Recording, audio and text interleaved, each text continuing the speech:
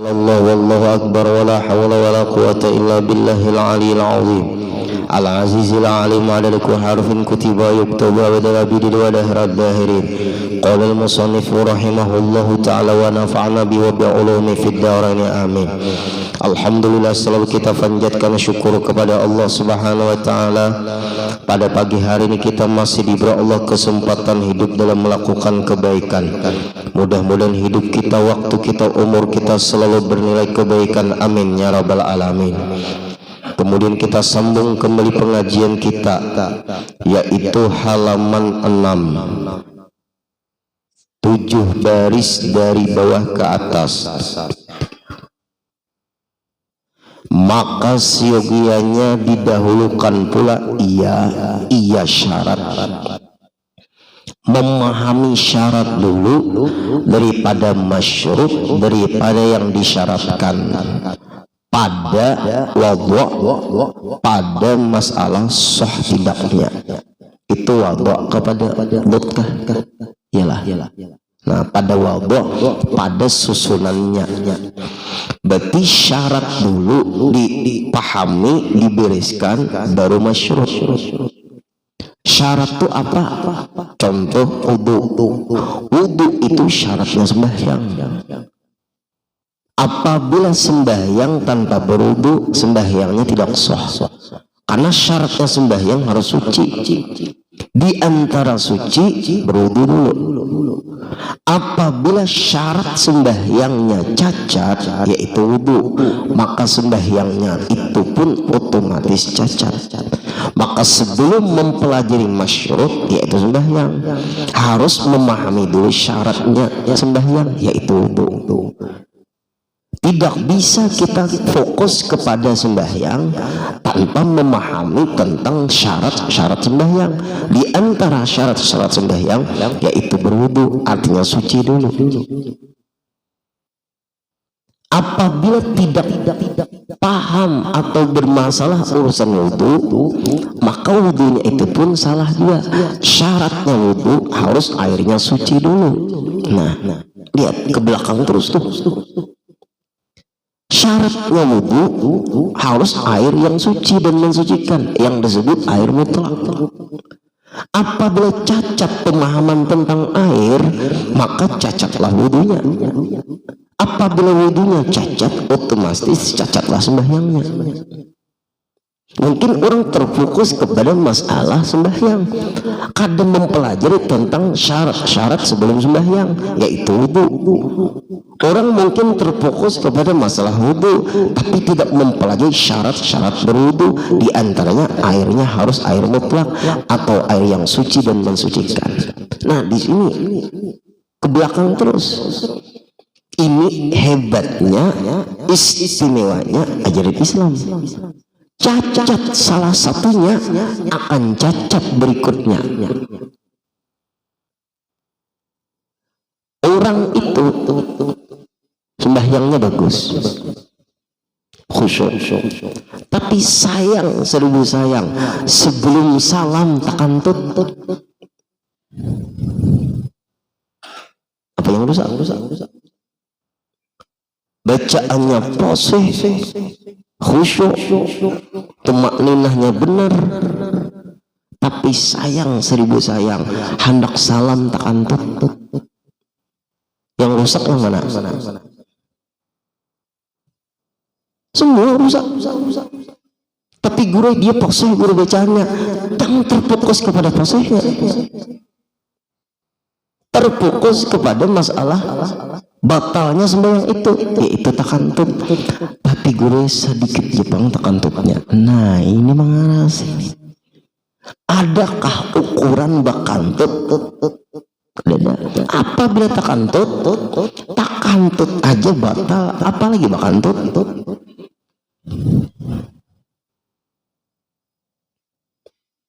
Ibu-ibu sudah mulai buai.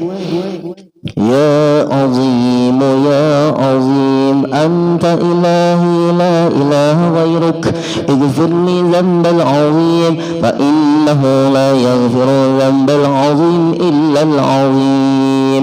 Ya azim, ya azim, sakalnya keluar darah haid,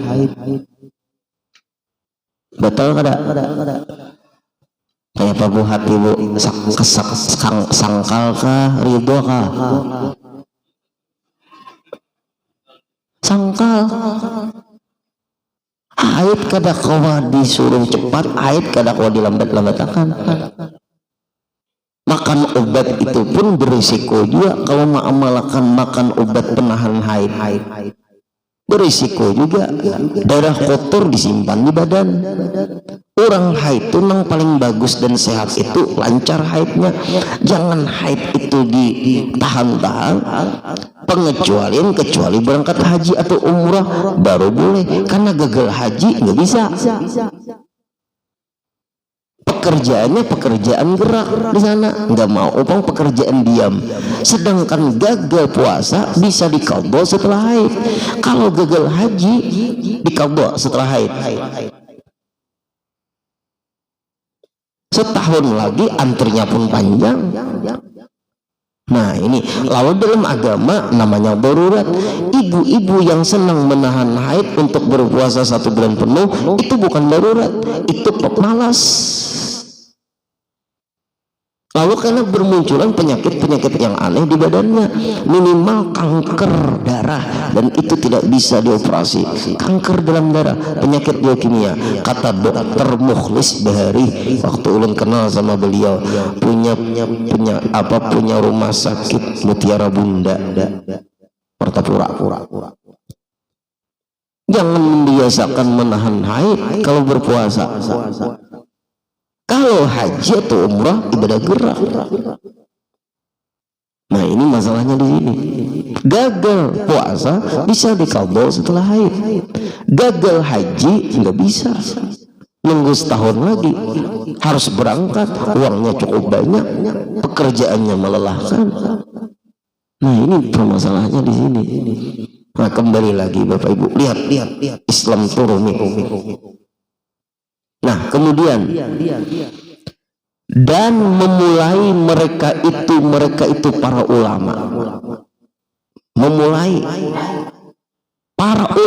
memulai menjelaskan daripada segala wasilah perantara. Wasilah itu perantara. Toharah yang 4 perkara itu. Nah toharah yang 4 perkara apa semalam? Wudu, tayamum, mandi wajib, cara menghilangkan najis. Cacat 4 macam ini berbahaya untuk ibadah kita. Wudu, cacat wudu tidak sah sembahyang kita. Tayamum, cacat tayamum tidak sah ibadah kita. Mandi wajib, cacat mandi wajib tidak sah ibadah kita. Izalatun najasah, menghilangkan najis, cacat cara menghilangkan najis tidak sah sembahyang kita. Seluruh ibadah kita tidak akan sah kalau perantara mensahkan ibadat itu tidak beres. Kada kawa Bapak Ibu berdiam di rumah, kada kawa harus mengaji. Ulun guru membuka YouTube itu diedit orang juga bisa. Harus mengaji. Innamal ilmu bil jiddi la bil jaddi. Ilmu itu harus bersungguh-sungguh mendapatkannya, bukan karena turunan alim, abah alim, kai alim, datu alim. Enggak. Ilmu itu bil jiddi, bersungguh-sungguh mendapatkannya. Tidak ada sejarah orang alim itu berdiam. Tidak ada sejarah orang alim itu tidak menuntut ilmu. Orang alim itu menuntut, orang alim itu paebuai, mendalami, orang alim itu berusaha.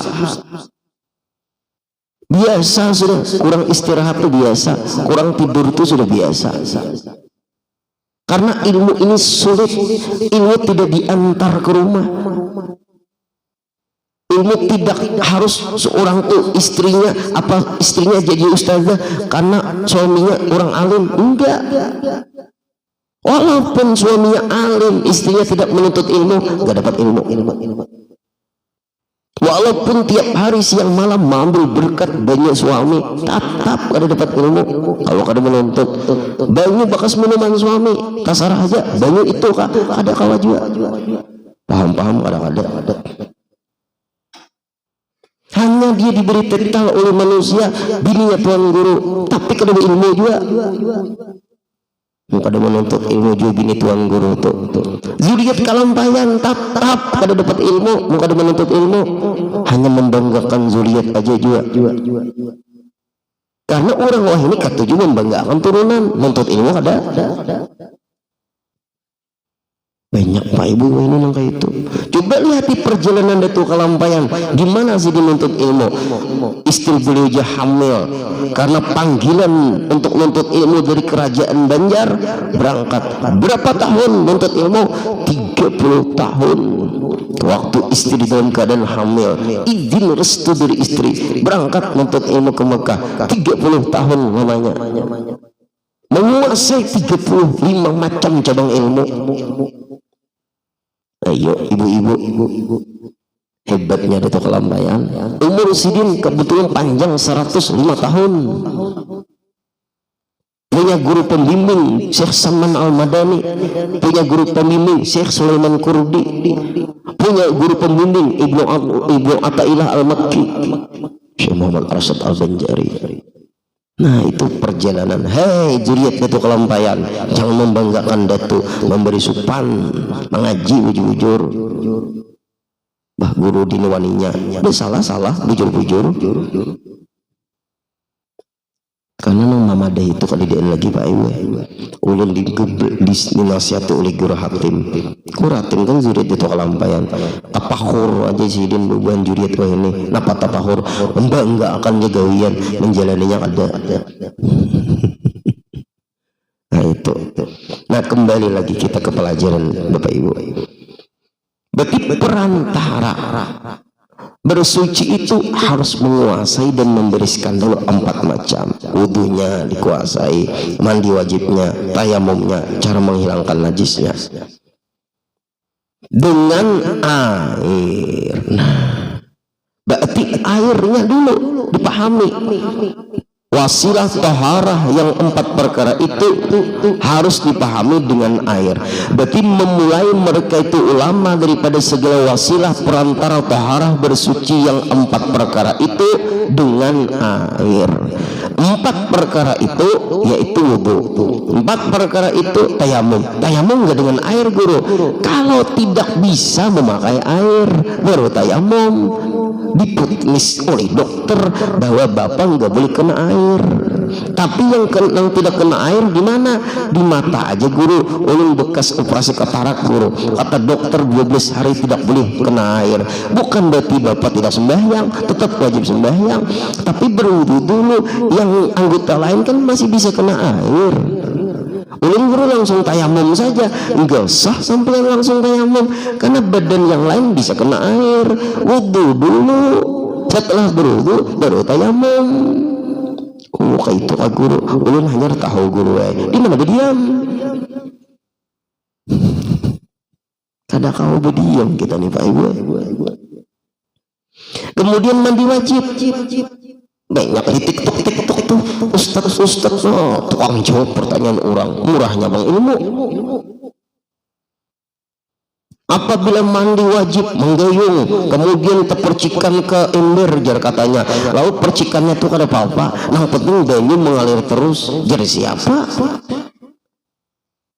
Banyu mengalir terus dari keran, bujur, tapi senyawalah antara banyu yang di ember dengan banyu yang di tandun.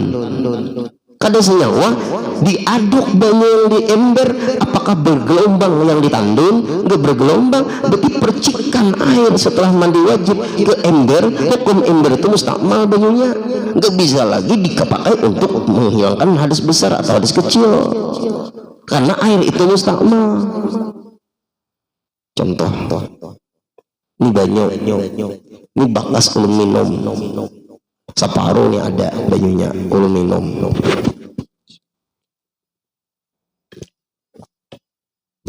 Pertanyaan, banyu ini bisa dipakai untuk bebasuh kami? bekas diminum. Bisa enggak? Hah, kenapa mau bisa? Bekas dipakai minum.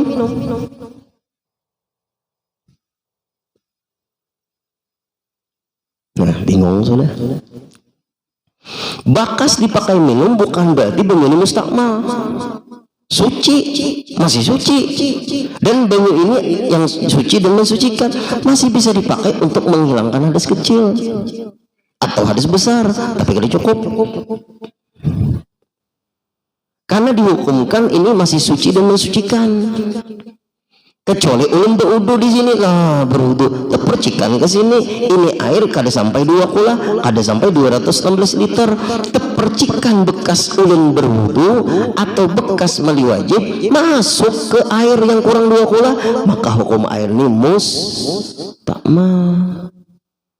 Nggak bisa digunakan untuk buang air kecil atau buang air besar. Hati-hatilah pian yang buang air kecil diisi, nang di situ ada bak airnya tapi kada tinggi, ada rentan percikan bekas babasuh atau rentan percikan orang bakamih berdiri. Lebih baik dari gayung kran langsung selamat. Bagaimana air yang di bak hanya menyiram kloset aja cukup. Lihat, adalah orang sampai seperti itu, apalagi mana bak kami berdiri pulang, diputar-putarnya pulang, terpercikakan masuk pulang ke dalam bak, parah benar ini. Nah ini bang Pak Ibu yang kada menguasai masalah ini di WC umum, ada semua orang buang air kecil tuh dia paham ilmunya. Kalau WC pribadi kada jadi masalah. Mengalih juga kalau Pak Ibu. Di TikTok kada apa-apa aja, cepretan tuh jadi siapa kada apa-apa. Inya pakai akal, kada pakai kitab. Menjawabnya tuh pakai akal. Ini masalahnya Bapak Ibu. Nah, kemudian air mustakmal. Ini air mustakmal. Ini air mustakmal. Ini air mustakmal. Ulun berwudu terpercikan ke sini, terpercikan ke sini, terpercikan ke sini. Air ini nggak bisa lagi digunakan untuk buang air kecil. Air ini nggak bisa lagi digunakan untuk buang air kecil. Air ini tidak bisa lagi digunakan untuk buang air kecil.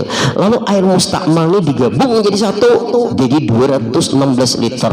Bisa nggak digunakan air gabungan dari mustakmal tadi untuk menghilangkan hadas besar atau hadas kecil?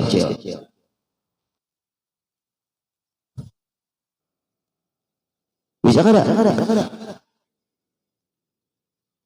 Tapi 216 liter lebih bisa. Kalau kurang tidak bisa. Pian mun hendak mempraktikkan tuh ada masjid yang pakai kolam. Oh, itu berapa tuh? Banyak benar tuh, berapa kubik? Oh, nang di sini wudu, sebelah sini nang wudu, sebelah sini membasuh betis, sebelah sini umur. Mustakmal semuanya tuh, tapi karena banyak banyunya ada mustakmal lagi, tetap suci. Rasanya masih di pesantren Pamangki masih ada kolam itu, di Kandangan rasanya masih ada tuh, di daerah Sungai Buloh Muntai ada, masih ada apa-apa, masih boleh. Kenapa? Itu airnya lebih daripada 2 kula. Ada pertanyaan waktu lu pengajian di kantor lingkungan hidup Provinsi Kalimantan Selatan, kantor gubernur. Lingkungan hidup, kantor lingkungan hidup Provinsi Kalimantan Selatan, kantor gubernur. Dia bertanya, Bapak Ibu, guru Istiqlal, Masjid Istiqlal, iya. Itu guru dari bekas air berwudu, bekas air wudu ditampung di dalam satu penampungan, kemudian disalurkan lagi ke tempat orang berwudu. Maaf ya guru, ini di Istiqlal, gimana guru hukumnya air itu? Berarti air bekas berwudu lalu masuk ke penampungan, dari sekian kubik air orang yang berwudu di Istiqlal itu, Istiqlal Jakarta itu, lalu disalurkan lagi ke tempat orang berwudu. Apa hukumnya guru? Iya, sama mustakmal dijadikan, digabung jadi satu, maka jadi suci. Nah, hebat kan? Kalau nang ulun sampaikan di Singapura, nah banyak orang bakami masuk, banyak orang BAB masuk, banyak orang mandi wajib masuk, kotorannya masuk juga di Singapura. Pian kalau ke Singapura tanyakan orang Indonesia yang lama di Singapura, tapi bakal bahasa Inggris juga bang, bakal bahasa kita bisa juga asal orang Indonesia. Bagaimana? Itu memang sudah menyatu najis, menyatu. Tapi guru airnya lebih daripada 2 kulah. Cium dulu. Bau najis kah? Bau apa? Jangan pedomannya 2 kulah, tapi sifat airnya berubah. Sifat airnya berubah. Tetap hukumnya najis juga. Sifat airnya berubah. Dari seluruh orang yang buang air besar, buang air kecil, mandi wajib di hotel itu jalur sumbernya sudah hukum najis, maka disalurkan setelah diproses dari berbagai penampungan air di dalam tanah itu, lalu airnya disedot, kemudian diobati, hilang bau rasa warna, kemudian disiapkan lagi penampungan berikutnya untuk siap disalurkan. Hukum semua air yang dari daur ulang sebab najis, hukumnya itu tetap najis juga. Ini sudah ada daur ulang nih Pak Ibu di daerah kita Banjarmasin. Di mana itu? Duta Mall yang trans apa tuh? Nang bangunan nang panjang sini apa tuh? Trans apa? Trans Makkah. Nah, di situ daur ulang sudah. Kalau Duta Mall nang terdahulu itu belum daur ulang. Kimo masih kada daur ulang. Ngalihnya hati-hati nang pian kemana-mana, nang memang di situ minoritas muslimnya. Nah, dari pelajaran yang ulun lihat seperti di Singapura, ulun keliling tengah malam tuh Mekah dan Madinah tuh keliling tengah malam, biar aja keluarga guringan, imbah isa guringan sudah, ulun keliling, kada tapi kakaruan guring, kada berjalan-jalan ulun malam tengah malam itu, karena daerah Mekah tuh tengah malam kada sunyi. Ada bentuk tengah malam makin ramai, keliling ulun masuk gang antara hotel ke hotel itu tengah malam, parak subuh bulik ulun mandi apa namanya itu membangunkan keluarga, bangun parak sudah azan pertama kada apa-apa, karena yang yang subuh makan guringnya lagi berhimat malam situ jadi siang. Ternyata tengah malam tuh tangki besar tuh yang panjang tuh Pak, bisa dari sini ke sini nah tangkinya tuh 3 tangki kita ini bisa panjang non gaganalnya berapa itu kubik, berapa liter isinya itu. Ulun tanyakan, ayo nak wajib temuna dari mana ina air? Jeddah. Air ini dari Jeddah mengisi seluruh hotel di Mekah itu pian. Tengah malam sekitar jam 2 di sela-sela hotel itu panjang nang kayak orang menyamin gedung. Pengennya itu masuk ke dalam. Andai kata daur ulang itu suci, Mekah Madinah sudah berdahulu. Orang jasa nang ngalih cari air.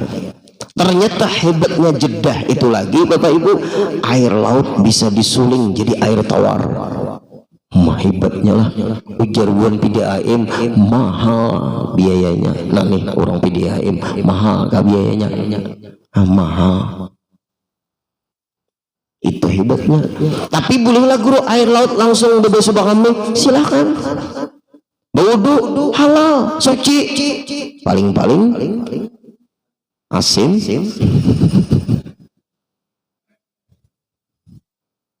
Nah ini yang kita kaji nih masalahnya nih Bapak Ibu. Berarti tadi air mustakmal digabung menjadi satu, jadi 216 liter atau 2 kula suci. Air yang sumbernya memang sudah awalnya najis, lalu diproses hilang rasa, bau, warna, tetap najis. Al aslu baqa'u makana ala makana. Itu rumus memahami fikih. Hukum Islam itu kembali kepada asal. Orang bernikahan aja tak salah wali, ada sah. Tak salah wali itu juga abahnya, bukan kainya. Kecuali abahnya meninggal baru pindah ke kai meninggal baru pindah ke dalam sana. Kadang mau langsung ke kai, abahnya ada. Abahnya kadang mau menikahkan guru, tapak saya kainya enggak bisa. Wali hakim karena abahnya ada. Wali hakim jadi ulama memindahnya. Kadang mau kepada kai karena abahnya masih hidup. Bapak ibu ngalihnya berarti tak salah lah guru, tak salah. Nah anak ulun guru nangka itu guru waktu itu ulun kadang mau menikahkan kuitan ulun guru nama menikahkan karena kuitan ulun guru alim bang, inya guru si dini alim, mana kuitan pian meninggal bang sudah pasah, tidak bisa diteruskan pernikahan itu. Kenapa? Salah pada wali. Tapi gurikan Tuhan maha pemaaf, maha pengampun. Bujur Tuhan maha pengampun, tapi diperbaiki kesalahan itu. Kalau diteruskan perzinahan terus menerus, kesalahan pada wali. Fafi Hotel parak nih, sini situ, sana entah salah dah. Kada hafal, jarang ke hotel juga. Fafi Hotel terjadi pernikahan. Yang menikahkan waktu itu Dr. Andus Haji Muhammad Ghazali, Pak pengulunya. Kan nikahnya di hotel. Sidin kan orang pengulu mana, tapi bisa aja kalau tempatnya di mana kan tempatnya terserah. Nah lalu Pak gue ulun jadi saksi. Nah satu orang ini bapak ini jadi saksi pihak lelakiannya, ulun jadi saksi pihak perempuannya. Sini Pak Naib di sini mempelai laki-laki, mewah lah di Papi Hotel untuk dia ulun. Gurudin saksi pertama, bapak saksi kedua. Iya. Kenapakah ulun kita lihat nih cincin orang nih? No, cincin pinam bahasa kita tuh memancarkan cahaya cincin orang ini, tapi kuning. Sebelum memulai akad nikah kan setelah khutbah nikah itu kan terjadi akad nikah. Pak Naib, ulun mohon ada bicara sebentar. Silahkan Gurudin. Maaf Pak Naib, Pak kan saksi. Ya, ulun saksi. Ya, maaf ya Pak, ulun agak berani sedikit. Itu cincin pian itu emas kah atau perak kah? Emas. Lepas Pak, emas. Kenapa? Kita tidak sah jadi saksi karena kita melakukan yang dilarang Allah. Pensaksian pian tidak diterima karena ada yang haram yang pian lakukan. Ikam jangan macam-macam, nah jangan macam-macam. Sarik sedin. Cincin emas tidak boleh dipakai laki-laki Pak. Pian tidak sah mensahkan karena pian sudah rusak dari segi hukum Allah. Orang yang sudah rusak hukum Allah tidak sah mensahkan orang lain. Kalau pian memakai itu urusan pian berdosa sama Allah, tapi di ketika pian mensahkan orang lain tidak bisa karena ada yang pian lakukan yang bertentangan dengan hukum Allah. Lepas ada apa nih emas kau juga emas kada boleh. Silakan Pak Naib. Ujar Pak Naib, bujur ujar Gurudin. Lepas. Nah coba kada melawan akan awas. Kan akhirnya kan di antara saksi itu kan minimal berdua saksi itu. Saksinya cacat, gimana mensahkan? Kesian orang nikah tidak sah akhirnya. Berat kalau jadi saksi nih. Jadi sidit. Aturannya sampean kan jadi saksi, saya jadi saksi. Kenapa maka sampean menegur saya? Ini kan kita supervisi. bukan menegur Pak, sama-sama kita untuk niat mensahkan. Kamu tersinggung sih Din, tuh kalung apalagi tuh ini kesehatan, kalau ini apalagi rumitnya Bang. Nah, kesehatan jujur, kalung itu tidak boleh bagi laki-laki, itu adalah kalung tuh khusus perempuan.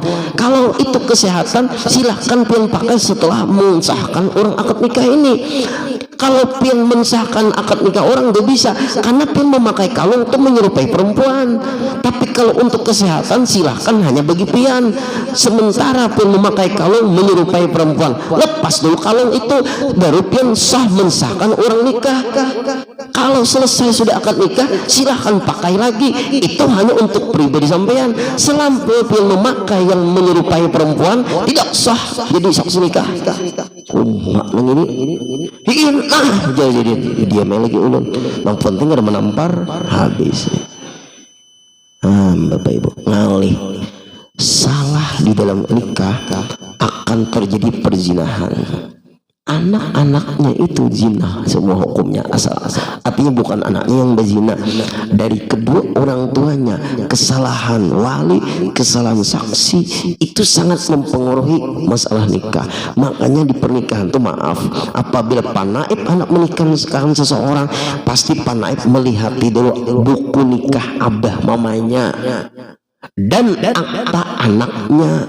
Maaf, kenapa maka akta anak ini diteliti sama buku nikahnya abah mamanya? Ada kejadian abah mamanya lahirnya apa bukan nikahnya akhir Desember, anaknya lahirnya Januari. Apa maksudnya itu? Paham gak ada pian? Pak RT, paham gak ada Pak RT? Tanggal abahnya nikah di bulan Desember bulannya. Oh, tanggalnya lupa, sekitar 15 Desember. Lahir anaknya Januari. Akhir tahun lawan awal tahun. Lain setahun itu. Paham benar pian?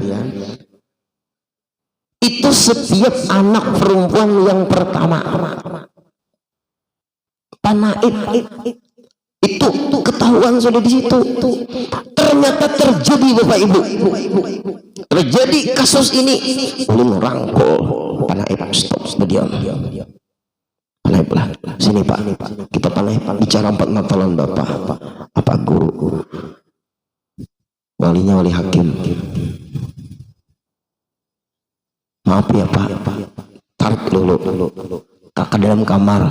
Kan ini bahasa orang tuh, ketahuan orang aib. Kalau menutupi aib orang tuh wajib kada? Menutupi aib orang tuh wajib, jangan membuka-buka aib orang.